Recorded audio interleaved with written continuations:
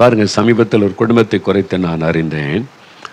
அந்த குடும்பத்தில் ஒரு தாய், ஒரு மகள், தகப்பன். தகப்பன் குடிச்சிட்டே வருவார், எப்பவும் குடி. வேலைக்கு போனால் வரும்போது குடிச்சிட்டு தான் ஒரு போதையில்.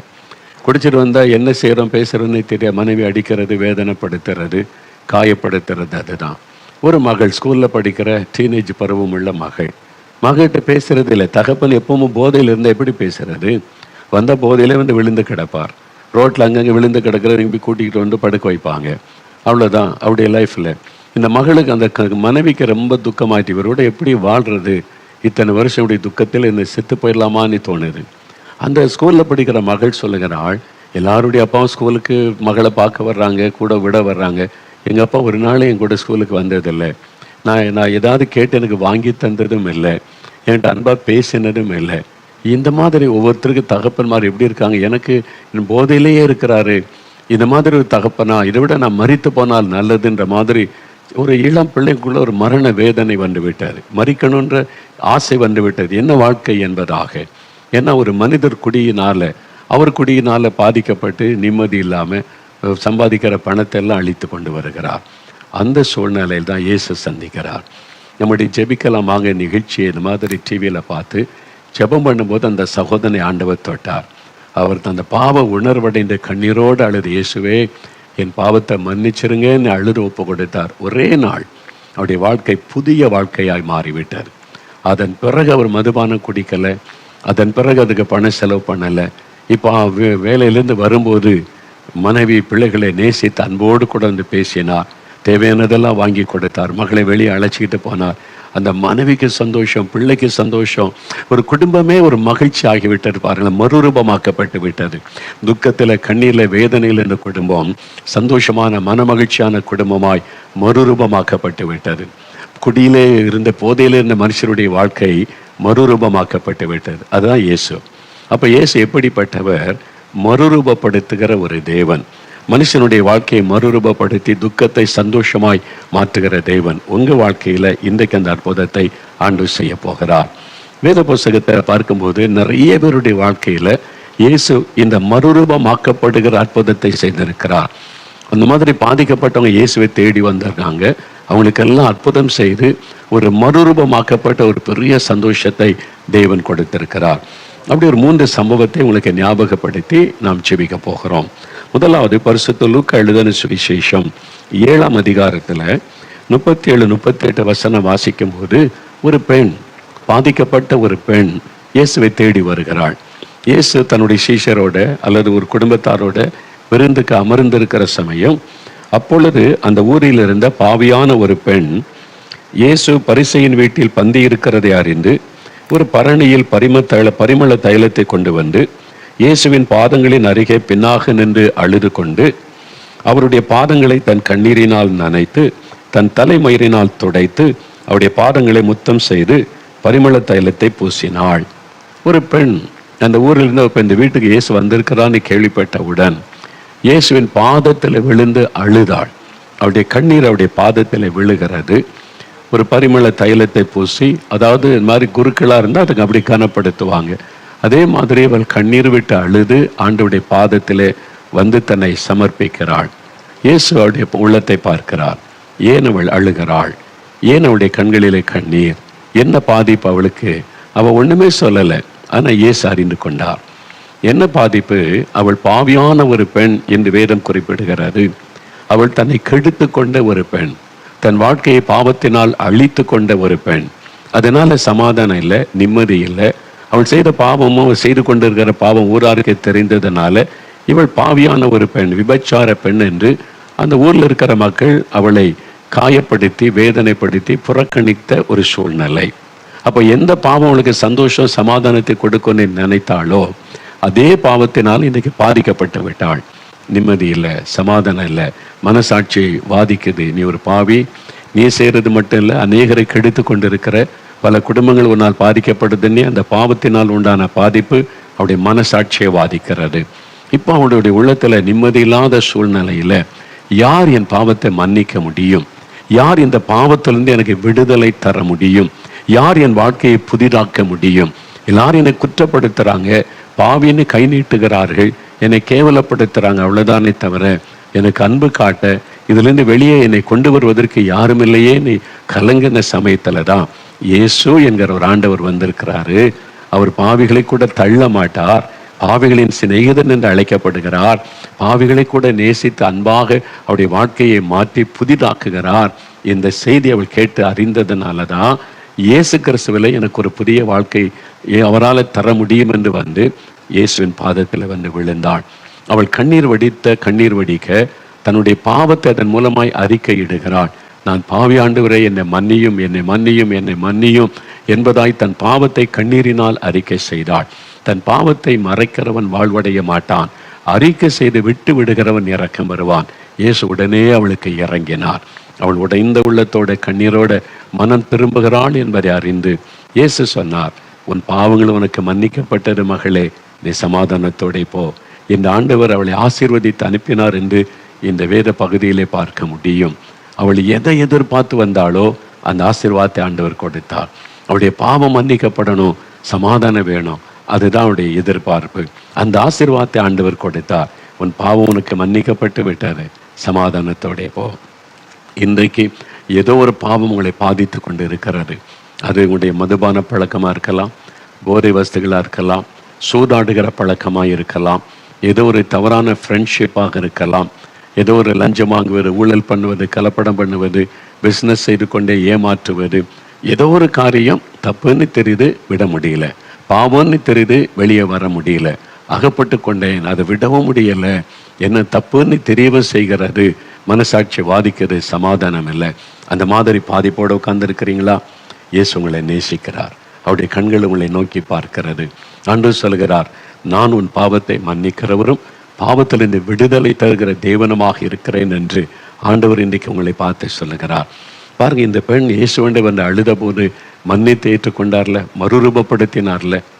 நாங்கள் இயேசுடைய ஊழியம் ஆரம்பிக்கப்பட்ட ஆரம்ப காலம் 78வது வருஷம் ஜெபக்குழுவாக ஆரம்பித்து கூடி ஜெபம் பண்ணுவோமா.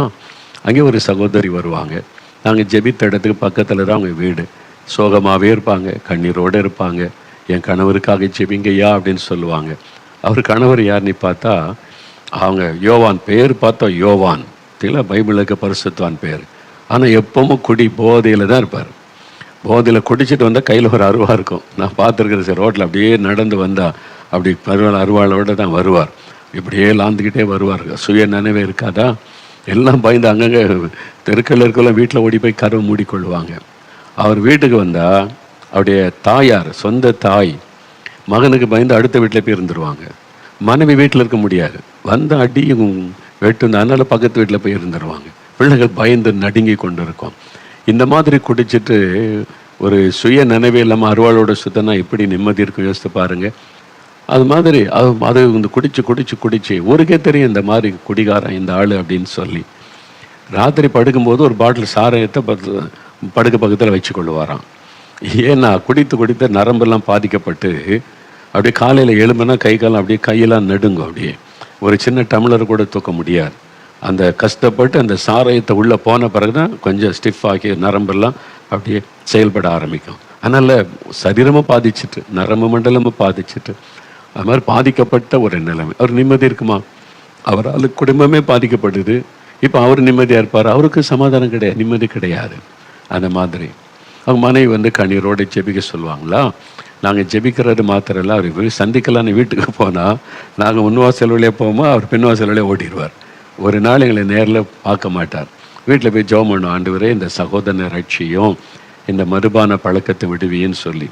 ஒரு நாள் திடீர்னு போனோம், நாங்கள் ஒரு 4-5 பேர் ஜெபக்குள்ள உள்ள நுழைஞ்சிட்டோம், வீட்டுக்குள்ளே அகப்பட்டு கொண்டார், போக முடியல. அதனால் அவர் ஆனால் பக்கத்தில் வரல, தூரத்தில் அங்கே குனிஞ்சு அப்படியே நின்று கொண்டு இருந்தார். சூழ்நிலை புரிந்துக்கிட்டு நான் சொன்னேன், ஜெபம் பண்ணுவோம் என்பதாய். ஒன்று அவர் அங்கேயே முழங்கால் போட்டார். அவருடைய மனைவி பிள்ளைகள் எல்லாம் முழங்கால் படிக்கிட்டாங்க. நாங்கள் ஜெபக்குழு சார்ந்த ஒரு 3-4 பேர் முழங்கால் படிக்கிட்டோம். அவர் ஏதாவது நம்ம கேட்டுருவோம் பேசுகிறோன்னு பயந்து அப்படியே தலையை கலந்துக்கிட்டார். அப்போ அவருக்கு என்ன சொல்கிறது, நீ பாவம் செய்கிற, குடிக்கிற, அப்படின்னு ஏதாவது ஆலோசனை சொல்கிறா?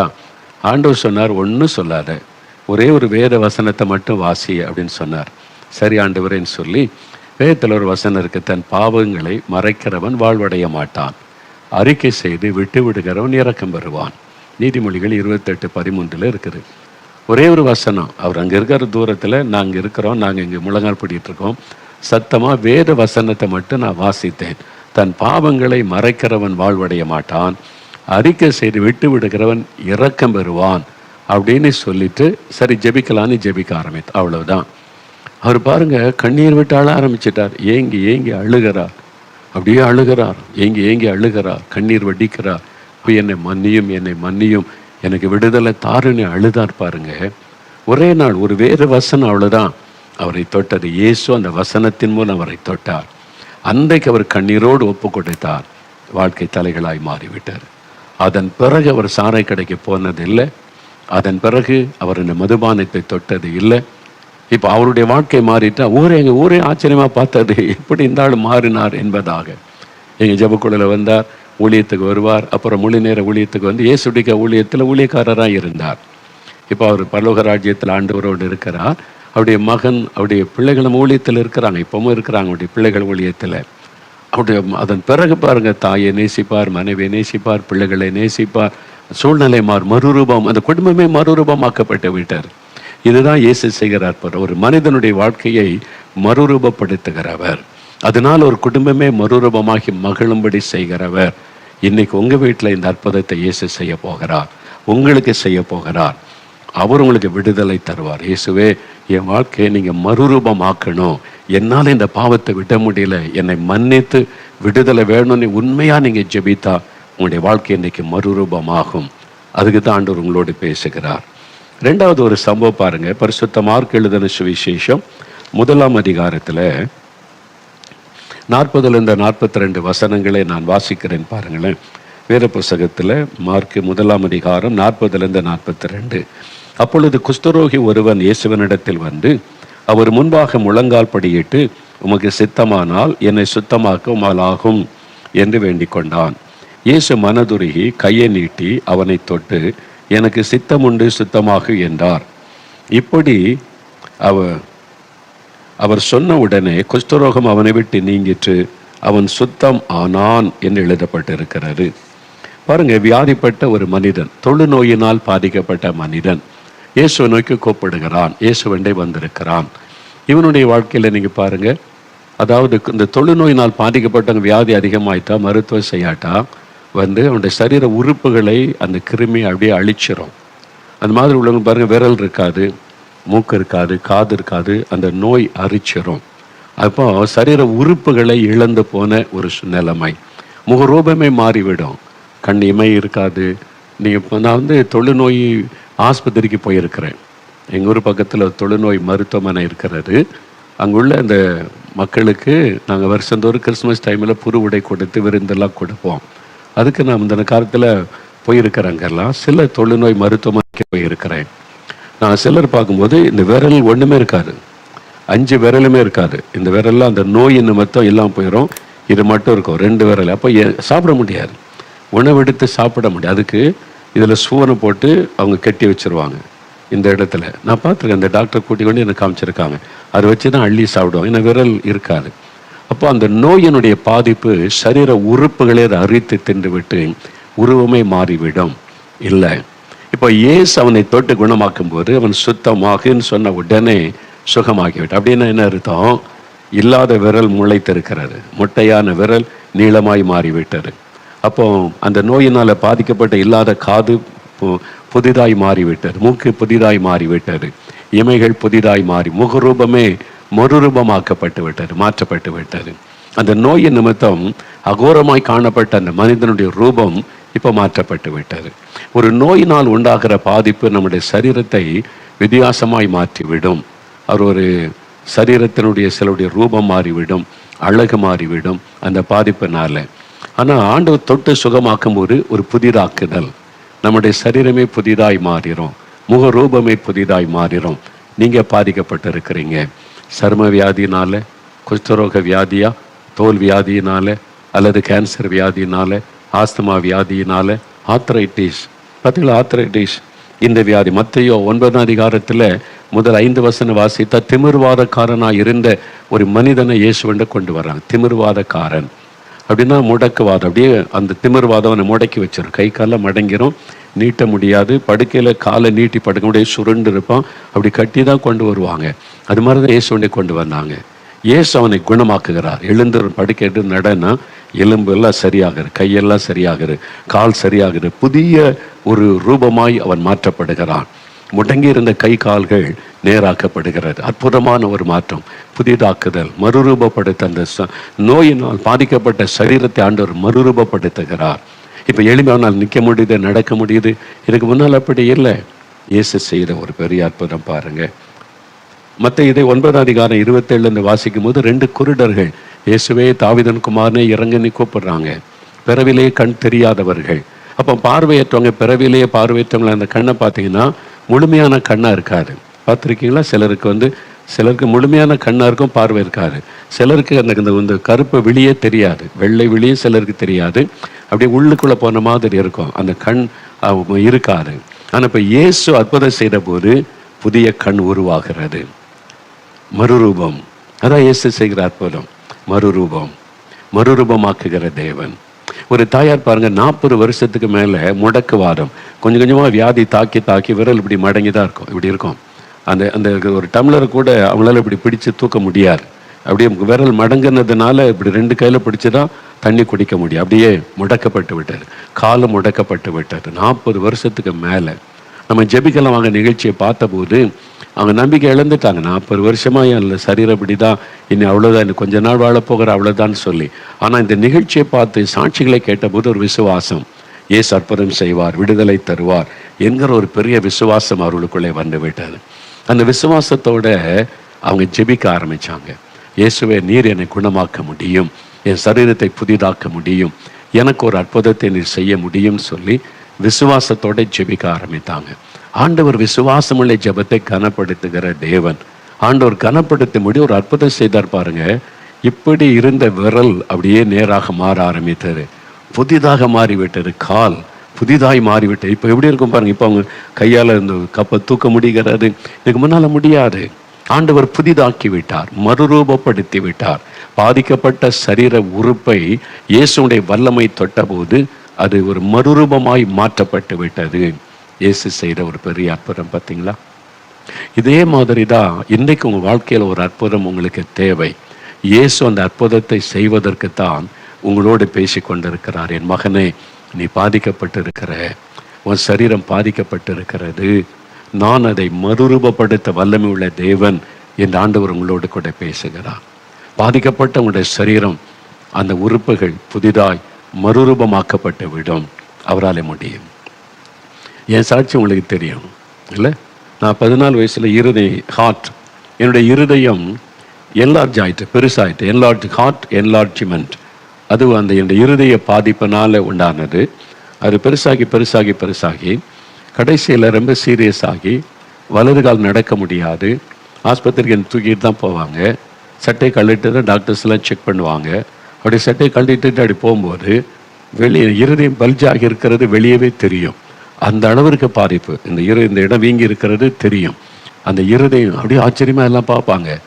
அது மாதிரி என் இருதயத்தினுடைய பாதிப்பு, வியாதியினால் உண்டான பாதிப்பு என் வாழ்க்கையில் அவ்வளோ பெரிய காரியத்தை செய்து விட்டது. ஆனால் நான் மரணப்படுக்கையில் படுத்திருந்த சமயம் காலும் செயல்படாது, ஒரு கால், வலது கால் மாத்திரம். அதனால் என்னால் நிற்க முடியாது, நடக்க முடியாது, படுத்த படுக்கை. அப்புறம் இருதயமும் வித்தியாசம் வீங்கிட்டு, எலும்பும் தோலுமாயிட்டு, உருவமே மாறிவிட்டார். இந்த நோய் நிமித்தம் என் உருவமே மாறிட்டு, பேச பலன் கிடையாது, என் உருவமே எலும்பும் தோலுமாகி விட்டார். அப்போ சொந்தக்காரங்க மற்றவங்களாம் பார்க்க வந்தால், அவனா இப்படி இருக்கிறான், ஐயோ இவன் பிழைக்கிறது கஷ்டம் இல்லை, இனிமே அவ்வளோதான், அப்படி தான் சொல்லிட்டு போனாங்க. அந்த மாதிரி நம்பிக்கை இழந்து போன சூழ்நிலை. இந்த நோய் நிமித்தம் உருவமே மாறிவிட்டது. ஆனால் ஜெபம் பண்ணும்போது, ஒரு சகோதரர் எனக்காக ஜெபித்த போது ஆண்டவர் இயேசுடைய கரம் என்னை தொட்டார். அவருடைய தொடுதலை உணர்ந்தேன். தொட்ட உடனே ஆச்சரியமான அற்புதம், வீங்கி இருந்த இருதயம் நார்மலாய் மாறிவிட்டார். இந்த பல்ஜாகி இருந்த இடம் அப்படியே உள்ளே போயிட்டு நார்மலாக மாறிட்ட இருதயம். செயலற்று போன கால் செயல்பட ஆரம்பித்து விட்டார். எப்படி யோசித்து பாருங்களேன், எவ்வளோ பெரிய ஆச்சரியமான அற்புதம். என்னால் கிரகிக்கவே முடியல. இப்படி ஒரு கடவுளா, நான் எத்தனை கடவுளை நம்பினேன், எத்தனை கடவுளை தேடினேன், எத்தனை கடவுளை சரையில் விழுந்து சாஸ்தாமா விழுந்தெல்லாம் நான் கும்பிட்டு அந்த கடவுள் மேலே பக்தியாக இருந்தேன். ஒருத்தர் கூட எனக்கு உதவி செய்யலையே. பக்தியாக நாங்கள் எவ்வளோ நான் விண்ணப்பம் பண்ணினேன், பிரார்த்தனை பண்ணினேன், குடும்பத்தான் எல்லா இடமும் அலைந்து அலைந்து பிரார்த்தனை பண்ணினாங்களே. ஆனால் நான் அவர் இயேசுனா வெறுத்தேன். அது வெளிநாட்டு கடவுள், அவர் யாருன்னு சொல்லி இயேசுவை கேவலமாய் பேசினேன். ஆனால் அவர் வந்து என்னை தொட்டு என்னுடைய சரீரத்தையை புதிதாய் மாற்றிட்டார். நீங்க இருந்து இருதயம் உள்ள போயிட்டு கால் நடக்க முடிகிறது. கொஞ்ச நாட்கள் டக்கு டக்கு டக்குன்னு மாற்றம், எலும்பு தோலுமா என்னுடைய சரீரம் ஆரோக்கியமாய் மாறிவிட்டது. பரிபூர்ணமான ஒரு மாற்றம். அதான் இயேசு மறுரூபப்படுத்துகிற ஆண்டவர். வியாதியினால் உங்களுடைய குழந்தை பாதிக்கப்பட்டு எலும்பும் தோலுமா இருக்கலாம். இன்றைக்கு நீங்க ஜெபிக்கிற ஜெபத்தில் இயேசு அற்புதம் செய்வார். மறுரூபமாக்கப்பட்ட ஒரு குழந்தையாக, புதிதாக்கப்பட்ட குழந்தையா நீங்க பார்ப்பீங்க. அந்த நோய் விலகும், பலவீனங்கள் மாறும், சுகம் உண்டாகும். சில வியாதி வந்துட்டா பாருங்களேன், உங்களுடைய ரூபமே மாறிடும். பார்த்துருக்கீங்களா? சிலரை திடீர்னு பார்த்தா என்னாச்சு உங்க ரூபமே இப்படி இருக்கு. வியாதி, ஆஸ்துமா, கேன்சர், இந்த மாதிரி ஒரு வியாதி வந்துட்டு, வாத வியாதி, முடக்குவாதம், சரீரமே போயிட்டு ரூபமே மாறிடும். ஆனால் இயேசு கிறிஸ்து தொடும் பொழுது புதிதாக்கப்பட்ட ஒரு சரீரமாய் மாற்றப்படும். மறுரூபமாக்கப்பட்ட சரீரமாய் ஆண்டவர் மாற்றுகிற தேவன் உங்களுக்கு செய்வார். இன்றைக்கு ஆண்டவர் செய்வார். இன்றைக்கு இன்னும் கொஞ்ச நேரத்தில் நம்ம பிரார்த்தனை செய்ய போகிறோம். விசுவாசத்தோட. ஒருவேளை உங்களுடைய குழந்தை, உங்களுடைய கணவர், உங்களுடைய மனைவி, அல்லது உங்கள் வீட்டில் இருக்கிற உங்களுக்கு பிரியமான யாரோ ஒருவர் அப்படி பாதிக்கப்பட்ட நிலைமையில் படுக்கையில் வைத்து கொண்டு கலங்கி கொண்டு இருக்கிறீங்களா? இன்றைக்கு இயேசு செய்ய போகிற அற்புதம் மறுரூபம் படுத்துகிற ஒரு அற்புதம். அவன் வாழ்க்கை மறுரூபமாகிவிடும். நோய் இல்லாத சமயத்தில் உங்களுடைய சரீரம் எப்படி இருந்ததோ அப்படி ஆண்டவர் மறுரூபமாக்கி விடுவார். விசுவாசிங்க, விசுவாசிங்க. இன்றைக்கு விசுவாசிங்க, உங்களுடைய வாழ்க்கையில் ஒரு அற்புதம் நடக்கும். இயேசு மறுரூபப்படுத்துகிற ஆண்டவர். மூன்றாவது ஒரு அற்புதம் பாருங்க. பரிசுத்த மார்க் எழுதின சுவிசேஷம் 5ஆம் அதிகாரம். பரிசுத்த மார்க் எழுதின சுவிசேஷம் 5ஆம் அதிகாரம் 1 முதல் நீங்கள் வாசித்து பார்த்தால், இயேசு கதரேனருடைய நாட்டுக்கு வருகிறார். அப்படி ஒரு இடம் இருக்குது, கலிலேய கடல். எப்போவுமே நீங்கள் பார்க்க முடியும், கலிலேய கடலில் ஒரு பகுதியில் இந்த கதரேனருடைய நாடு அப்படின்னு ஒரு இடம் இருக்கிறார். அங்கே வந்து ஒரு அசுத்த ஆவி உள்ள ஒரு மனிதன் கல்லறை தோட்டத்திலே வசித்து கொண்டிருந்தான். கல்லறை தோட்டத்தில் யாராவது வசிப்பாங்களா? அந்த வெளியே போறதுக்கே பயப்படுவாங்க. ஆனால் இவனுடைய குடியிருப்பே கல்லறை தோட்டம் தான். மனிதர்களை, செத்தவங்களை புதைக்கிறாங்கல்ல, அங்கே தான் இந்த மனிதன் இருப்பான். இவன் அசுத்தாவினால் பாதிக்கப்பட்டவன். லேகியோன் என்று அழைக்கப்படுகிறதை பார்க்கிறோம். லேகியோன் என்றால் 6000 குறிக்குமா. ரோமருடைய படையில் 6000 பேர் உள்ள ஒரு படைக்கு பேர் லேகியோன் என்று பெயர் அப்படின்னு சொல்கிறாங்க. அப்போ இந்த மனிதன் மேலே ஆயிரக்கணக்கான அசுத்த ஆவிகள் அவனை ஆட்கொண்டு விட்டது. ஒரு பிசாசை பிடிச்சாலே பெரிய பாடு. 6000 பிசாசு ஒரு ஆளுக்குள்ள வந்தால் எப்படி இருக்கும்? ஒரே ஆளுக்குள்ள பல ஆவி இருக்குமா? இருக்கும். அது மாதிரி இருக்கிறது. அதனால தான் சொல்லி எழுதி இருக்குது. இப்பவும் அப்படி ஆட்களை பார்க்க முடிகிறாரு. அப்போ ஆயிரக்கணக்கான ஆவிகள் ஒரு மனிதனுக்குள்ளே அசுத்தாவி நுழைந்ததுனால அவனுடைய வாழ்க்கை எப்படி இருக்குது பாருங்களேன். வஸ்திரம் இல்லை, அவனுக்கு வஸ்திரத்துக்குள்ள கிழிச்சு எறிஞ்சிருவான். அப்போது அவனுக்கு வந்து நம்ம வஸ்திரம் இல்லாமல் இருக்கிறோமே, இது ஒரு ஷேமாச்சு, அந்த உணர்வே கிடையாது. ஏன்னா பிசாசு அவரை முற்றிலும் ஆட்கொண்டதுனால அவன் நினைவு தப்பி விட்டது. இனி என்ன பேசுகிறோம், என்ன செய்கிறோம் ஒன்றும் தெரியல. வஸ்திரம் இல்லாதவனாக இருந்தான். கூக்குரலிட்டு கொண்டிருப்பான், அப்படியே சத்தமிட்டு கொண்டே இருப்பான். தன்னுடைய கையில் என்ன கிடைக்கிற கல்லை எடுத்து தான் சரீரத்தை தானே கீறிக்கொள்ளும். அப்படி அதனால ரத்தம் வடியும், காயப்பட்டு இவன் அடக்கம். அந்த வழியை யாரும் போக முடியாது, எல்லாம் பயம், அடிச்சிருவான். அந்த மாதிரி செய்கிறதுனால இவனை கட்டி வைக்கணும். சங்கிலிகளை மாட்டினாங்க, கையில் சங்கிலிகளை மாட்டினாங்க. அதை உடைச்சி எறிஞ்சிட்டான். வேறு வசனத்தில் சங்கிலிகளை முறித்து விலங்குகளை தகர்த்து போடுவான். அதெல்லாம் தகர்த்துறான். விலங்கு போட்டாலும் சரி, சங்கிலியை வச்சு கட்டினாலும் சரி, எல்லாத்தையும். அந்த ஆவிக்கு அவ்வளோ பெரிய ஒரு பலன் இருந்தது. அந்த அசுத்த ஆவி அவனை எப்படி அடிமையாக்கி வைத்திருந்தது. அப்போ யோசித்து பாருங்கள், வஸ்திரம் தரிக்கலை, தலைவிரி கோலத்தோடு அவன் எண்ணெய் தேய்க்கலை, குளிக்கலை. அப்புறம் சரீரத்தை காயப்படுத்தி ரத்த காயத்தோட சரீரம், கைகளை சங்கிலி தொங்கி கொண்டிருக்குது. என்னன்னு பார்த்தா உடை தெரிந்து விட்டான். அவனுடைய ரூபமே எப்படி மாறி இருக்குது பாருங்கள். சில சொல்ல என்ன பிசாசு மாதிரி இருக்கிறான் அப்படி சொல்லுவாங்க, பார்த்துருக்கீங்களா? அப்போ 6000 பிசாசு பிடித்த ஒரு மனிதன் எப்படி இருந்திருப்பான்னு யோசித்து பாருங்க. அப்படி ஒரு பாதிப்பு. இப்போ இயேசு அவனை சந்திக்க போகிறார். இயேசு அவனை சந்திக்கிறார். தூரத்தில் இயேசுவை பார்த்த உடனே அந்த அசுத்தாவி கத்துகிறது, நசரேயனாகிய இயேசுவே. அந்த பிசாசுக்கு தெரியும் இயேசுன்னா யாருன்னு தெரியும். அந்த பிசாசுக்கு இயேசு சொன்னார், அவனை விட்டு புறப்பட்டு போ. இயேசு ஒரே ஒரு வார்த்தை சொன்னார், அவ்வளோதான். அந்த ஆவி போய்விட்டார், அவனை விட்டு போய்விட்டார், அவன் விடுதலையாக்கி விட்டான். இப்போ பாருங்க 15வது வசனம் சொல்லுகிறாரு, இயேசுவனிடத்தில் மற்றவங்களாம் வந்து பார்க்கும்போது அந்த லேகியோன் ஆகிய பிசாசு பிடித்திருந்தவன் வஸ்திரம் தரித்து உட்கார்ந்து புத்தி தெளிந்திருக்கிறதை கண்டு பயந்தார்கள். இல்லைங்களா? பிசாசை பிடிச்சிருக்கும் போதும் பயப்படுறாங்க, புத்தி தெளிஞ்ச நல்லவனாக இருக்கும் போதும் பயப்படுறாங்க. மக்கள் என்னதான் சொல்றது பாருங்க. அவன் பிசாசை பிடிச்சி சங்கிலிகளாம் உடைச்சிருவான், கீறி கொள்வான், சத்தமிடுவான், அப்போ பயமா இருக்கும். இப்போ அவன் நல்ல வஸ்திரம் தரித்து அமைதியாக சாந்தமாக உட்கார்ந்துருக்கிறான். மக்கள் அவனை பார்த்து பயந்தாங்களாம். என்னடா அது, இப்படி இருந்தால் இப்படி மாறிட்டான், என்ன இப்போ வஸ்திரம் தரிச்சிருக்கிறான், சாந்தமாக இருக்கிறான், அமைதியாக இருக்கிறான், எப்படி என்ன மாற்றம் அவனுக்குள்ள எப்படி வந்தது? இயேசு இயேசு இயேசு என்கிற அற்புதமான ஆண்டவர், மறுரூபப்படுத்துகிற ஆண்டவர். பார்த்தீங்களா? அவன் புத்தி தெளிந்திருக்கிறதை கண்டு இது எப்படி அது குறித்த ஒரு பயம் அவங்களுக்கு. இயேசு என்கிற ஆண்டவர் தான் இவனுடைய வாழ்க்கையை மறுரூபப்படுத்தி இருக்கிறார். அவனுக்கு வஸ்திரம் கொடுத்து அவன் உட்கார வச்சிருக்கிறாரு. எல்லாரும் அவனுக்கு கண்டு பயப்படுவாங்க. இப்போ யாரும் அவனுக்கு கண்டு பயப்பட தேவையில்லை, யாரையும் அட்டாக் பண்ண மாட்டான். பெரிய மாற்றம் பார்த்தீங்களா? இயேசு கிறிஸ்து அவனுடைய வாழ்க்கையில் ஒரு பெரிய அற்புதமான மாற்றத்தை உண்டாக்கினார். எனக்கு அன்பானவர்களே, ஒரு மறுரூபமாக்கப்பட்ட ஒரு அனுபவத்தை தருகிறவர் இயேசு. இன்றைக்கு உங்கள் வாழ்க்கையில் அந்த மாதிரி பாதிப்பு, கஷ்டம், அப்படிப்பட்ட ஒரு நெருக்கத்தில் நீங்கள் இருக்கிறீங்களா? யோசித்து பாருங்கள். ஆண்டவர் உங்களுக்கு பாருங்கள், நான் சொன்னல, ஒரு 42 வருஷம் மனநிலை பாதிக்கப்பட்ட மனைவி, 10 வருடம் மனநிலை பாதிக்கப்பட்ட மகள். எப்படி மனநிலை பாதிப்பு, அவங்க செய்கிறது என்னதுன்னு தெரியல, பேசுறது என்னதுன்னு தெரியல, அது மாதிரி ஒரு சூழ்நிலை தானே. ஆண்டவர் விடுதலை கொடுத்து இன்னைக்கு 2 பேரும் எவ்வளோ சந்தோஷமாக பேசுகிறாங்கல்ல. அந்த கணவருக்கு எவ்வளோ பெரிய சந்தோஷம் இல்லை. 42 வருஷ பிரச்சனை, எத்தனையோ வருடமாக உங்கள் குடும்பத்துக்குள்ள இந்த பொருளாத ஆவி போராடுது, பிசாசின் ஆவி போராடுது. என்னென்னவோ செய்து பார்த்துட்டீங்க, பணம் செலவு பண்ணீங்க, மந்திரவாதெல்லாம் பண்ணி பார்த்தீங்க, ஒன்றும் இல்லை. இப்போ இயேசு உங்களை தேடி வந்திருக்கிறார். இயேசு விடுதலை கொடுத்தா இலவசமான விடுதலை தான், அவ்வளோதான். அவர் அற்புதம் செய்தால் அவ்வளோதான் விடுதலை, இலவசமான விடுதலையை ஆண்டவர் தந்துடுவார். பாருங்க, நான் ஒரு சமயம் குஜராத்துக்கு ஊழியத்துக்கு போயிருந்தேன். குஜராத்தில் அங்கே இருக்கிற அந்த ஊழியம் செய்கிறவங்களுக்கு ஒரு மீட்டிங் ஒரு கிராமத்தில் உள்ள ஒரு சர்ச்சில் வச்சுருந்தாங்க. அப்போ ஒரு தகப்பனையும் வாலிப மகனையும் எனக்கு அங்கே உள்ளவங்க அறிமுகப்படுத்தினாங்க. ரொம்ப ஆச்சரியமான காரியம் என்னன்னா, அந்த ஊரில் ஒரு கிராமம், சின்ன கிராமம் தான் அது. அந்த கிராமத்தில் எல்லாருக்கும் நிலங்கள் இருக்கிறது, விவசாயம் பண்ணுறாங்க, குறையில வசதியான வாழ்க்கை. அந்த ஒரு பெற்றோருக்கு ஒரு மகன், வாலிப பையன், அவனை ஒரு அசுத்தாவி தாக்கிவிட்டார். மனநிலை பாதிக்கப்பட்டவன் ஆகிவிட்டான்.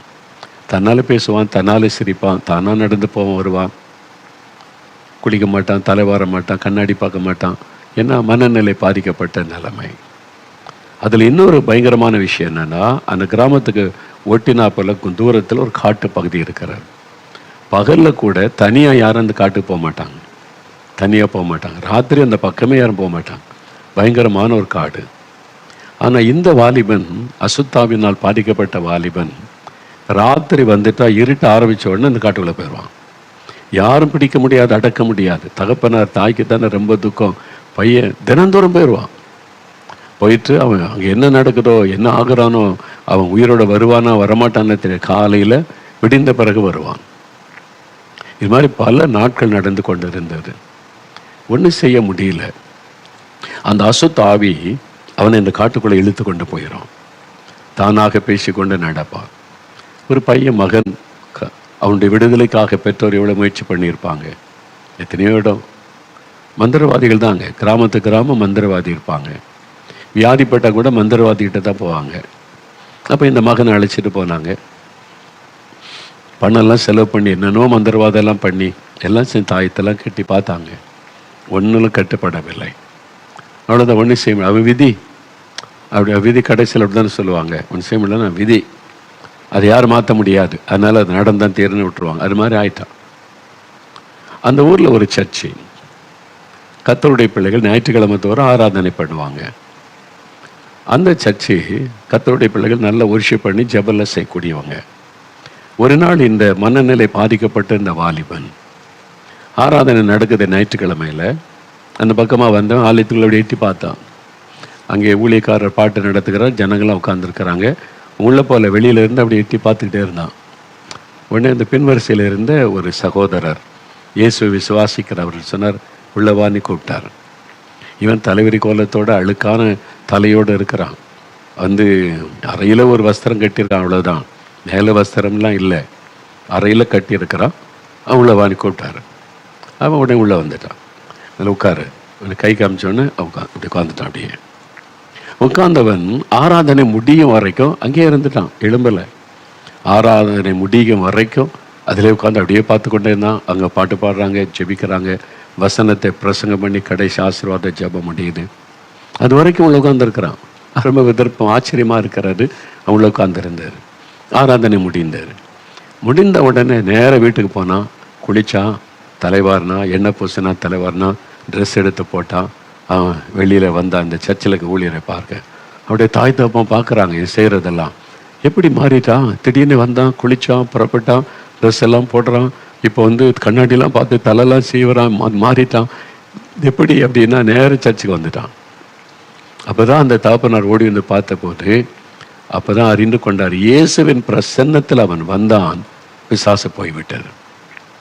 தேவனுடைய பிரசன்னத்துக்களை வந்துட்டாலே பிசாசால் இருக்க முடியாது. உடனே விடுதலை பாருங்களேன், போயிட்டு அந்த அசுத்தாவி போய்விட்டார். அதன் பிறகு அவனுடைய லைஃபை காட்டுக்குள்ளே போக மாட்டான். இப்போ நார்மல் மனிதனாய் மாறிவிட்டான். அவனை தாக்கியிருந்த பாதித்திருந்த பிசாசு அதனுடைய கிரியை முற்றிலும் அழிக்கப்பட்டு அவனுக்கு நல்ல விடுதலை உண்டாகிவிட்டது. இதான் இயேசு கிறிஸ்து செய்கிற அற்புதம். 2000 ஆண்டுகளுக்கு முன்பாக அற்புதம் செய்த இயேசு இன்றைக்கும் செய்கிறார் பாருங்க. அந்த தகப்பனாரின் மகனை நான் பார்த்தேன், எனக்கு அறிமுகப்படுத்தினாங்க. அந்த தகப்பனார் இப்போ இயேசு மேலே ரொம்ப விசுவாசம் வைத்து இயேசுவை பற்றி கொண்டார். அந்த மகன் பாருங்க அவ்வளோ சந்தோஷமா அந்த மக்களுக்கெல்லாம் ஊழியர்களுக்கு உதவி செய்து கொண்டு இருந்தான். இயேசு எவ்வளோ அற்புதமானவர் பார்த்தீங்களா? மறுரூபப்படுத்துகிற ஒரு ஆண்டவர். இன்றைக்கு உங்கள் வாழ்க்கையில் எந்த பகுதி மறுரூபப்படுத்தப்படணும், அந்த பகுதியில் இயேசு கட்டாய அற்புதம் செய்வார். நீங்கள் விசுவாசித்து இந்த காரியத்தில், இந்த பகுதியில் இயேசு எனக்கு ஒரு அற்புதம் செய்யணும், மறுரூபமாக்கப்பட்ட ஒரு அனுபவம் எங்கள் வீட்டில் நடக்கணும், என் வாழ்க்கையில் நடக்கணும், ஆண்டவர் எனக்கு என் குடும்பத்துக்கு செய்வார்னு விசுவாசித்து ஜெபிக்கும் போது பாருங்க, கட்டாயம் அற்புதமான விடுதலையை நீங்கள் பார்க்க போறீங்க. அப்போ இந்த மாதிரி ஒரு விடுதலை நமக்கு தருவதற்காகத்தான் இயேசு கிறிஸ்து சிலுவையிலே மரிக்க தன்னை ஒப்பு கொடுத்தார். வேத புஸ்தகத்தில் நம்ம வாசிக்கிறோம்ல, அவர் பார சிலுவை சுமந்து கொண்டு கொல்கதா மேட்டிற்கு போனார். அங்கே அவரை சிலுவையிலே கடத்தி கைகளில் ஆணி அடித்தார்கள், கால்களில் ஆணி அடித்தார்கள். அவருடைய ரத்தம் சிந்தப்பட்டது. சிலுவையில் அவர் தொங்க வைக்கப்பட்ட போது கைகள் கால்களில் இருந்து ரத்தம் அடிந்து கொண்டே இருந்தது. ரத்தம் வடிய வடிய வடிய சரீரம் பலவீனப்பட்டு அப்புறம் இருதயம் செயல்படாமல் மூச்சை நின்று அப்படியே உயிர் போய்விடும். ஒரு ஆரோக்கியமான மனிதனுக்கு 11 மணி நேரம் அந்த சிலுவையில் தொங்கி அவன் மரிப்பானான். ஆனால் இயேசு கிறிஸ்து வெறும் 6 மணி நேரம்தான் அந்த சிலுவையில் தொங்கினார். அவர் திடகாத்திரமுள்ள நல்ல வாலிப ஒரு சரீரம் கொண்டவர், 33 வயது தான். ஆனால் அவங்களுக்கு ஆச்சரியம், இவ்வளோ சீக்கிரத்தில் அவர் இறந்துட்டாரா அப்படின்னு ஆச்சரியப்பட்டு தான் விழாவில் குத்தி பார்க்குறாங்க. அவருடைய ரத்தம் அந்த இருதயத்திலிருந்து பீறிட்டு வந்தார். கடைசி சொட்டு ரத்தம் வரைக்கும் சிலுவையில் சிந்தினார். ஏன் கடவுள் மனிதனாய் வந்த ரத்தம் சிந்தனும்? ரத்தம் சிந்துதல் இல்லாமல் பாவ மன்னிப்பு உண்டாகாது. இரத்த பழி மாறணும், பாவ பழிகள் நீங்கணும், இருதயம் சுத்திகரிக்கப்படணுமானா ஒரு பரிசுத்தமுள்ள ரத்தம் விலைக்கரைமாய் சிந்தப்படணும். ஆட்டு ரத்தம், கோழி ரத்தம், மாட்டு ரத்தம், மிருக ரத்தத்தினால மனிதனுடைய பாவத்துக்கு விமோசனம் கிடையாது, மன்னிப்பை கொண்டு வர முடியாது. அது ஒரு மனுஷ ரத்தமாக இருக்கணும், பரிசுத்தமுள்ள ரத்தமாக இருக்கணும், மனிதர்களுக்கு பதிலாக பலியாக கொடுக்கப்படணும். அவர் மூலமாக தான் ரட்சிப்பு, பாவத்திலிருந்து விடுதலை, பாவ மன்னிப்பு. அதனால தான் கடவுளை மனிதனாய் அவதரித்து இயேசு என்ற பெயரில் வாழ்ந்து பரிசுத்தமாய் வாழ்ந்தார். அவரிடத்தில் ஒரு குற்றத்தை யாரும் கண்டுபிடிக்க முடியவில்லை. பொய்யான குற்றச்சாட்டுகளை சொன்னாங்களே இல்லாமல் அவரிடத்தில் ஒரு குற்றமும் இல்லை. அப்படி பரிசுத்தமாய் வாழ்ந்து தன் பரிசுத்தமுள்ள இரத்தத்தை சிலுவையில் சிந்தி கொடுத்தார். ஏன் தெரியுமா? உங்களுக்காக, எனக்காக. நம்மை ரட்சிக்க, நமக்கு பாவத்திலிருந்து சாபத்திலிருந்து விடுதலை கொடுக்க தன்னையே அந்த சிலுவையில் அவர் பலியாய் கொடுத்தார். அந்த இயேசு கிறிஸ்து தான் இன்றைக்கு உங்களை சந்தித்து கொண்டிருக்கிறார். என் மகனே, உனக்காக நான் என்னையே சிலுவையிலே பலியாய் கொடுத்தேன், உன்னை மன்னிக்க மாட்டேனா, விடுதலை தர மாட்டேனா, கலங்காத. என் பாவம் மன்னிக்கப்படுமா அப்படின்னு அங்கலாய்க்காத. சகல பாவங்களை மன்னிக்க இயேசுக்கு அதிகாரம் உண்டு. இயேசு கிறிஸ்துவின் ரத்தம் சகல பாவங்களை நீக்கி நம்மை சுத்திகரிக்கும் என்று வேதத்திலே வாசிக்கிறோம். அதனால் அவருடைய ரத்தத்தின் வல்லமை உங்களுக்குள்ள இறங்கினா சகல காரியத்திலும் ஒரு விடுதலை மாற்றத்தை நீங்க காண்பீங்க. இன்றைக்கு இப்போ அது நிமித்தம் உங்களுக்கு அற்புதம் நடக்க போகிறது. உங்களுடைய நோய்களை கூட சுமந்து விட்டார் என்று வேதத்திலே பார்க்கிறோம். பாடுகள் துக்கங்களை கூட சிலுவையிலே சுமந்து விட்டார் என்று வேதத்திலே பார்க்கிறோம். நமக்காக சிலுவையிலே சாபம் ஆனார். அப்போ நம்முடைய பாவம், சாபம், வியாதி, வேதனை, கஷ்டம், கண்ணீர் எல்லாவற்றையும் சிலுவையிலே அவர் சுமந்து முடித்து விட்டார். அதனால் அவரால் தான் நம்மை மறுரூபப்படுத்த முடியும். அவரால் தான் நம்முடைய வாழ்க்கையை மாற்றி அமைக்க முடியும். ஒரு புதிய வாழ்க்கையை தர முடியும். அவரால் தான் நிம்மதி, சமாதானம், தெய்வீக சமாதானத்தை நமக்குள்ளே தர முடியும். அந்த இயேசு உங்கள் பக்கத்தில் வந்திருக்கிறார். என்ன சொல்ல போறீங்க? ஆண்டவரே, இந்த இயேசு அவர் கொடுக்கிற ரட்சிப்பு, மன்னிப்பு எனக்கு வேணும், என் உள்ளத்தில் நீங்கள் வரணும் அப்படின்னு அவரை ஏற்றுக்கொள்ள உங்களை அர்ப்பணித்து கொண்டா உங்களுடைய வாழ்க்கையில் ஆச்சரியமான மாற்றத்தை இன்றைக்கு பார்ப்பீங்க.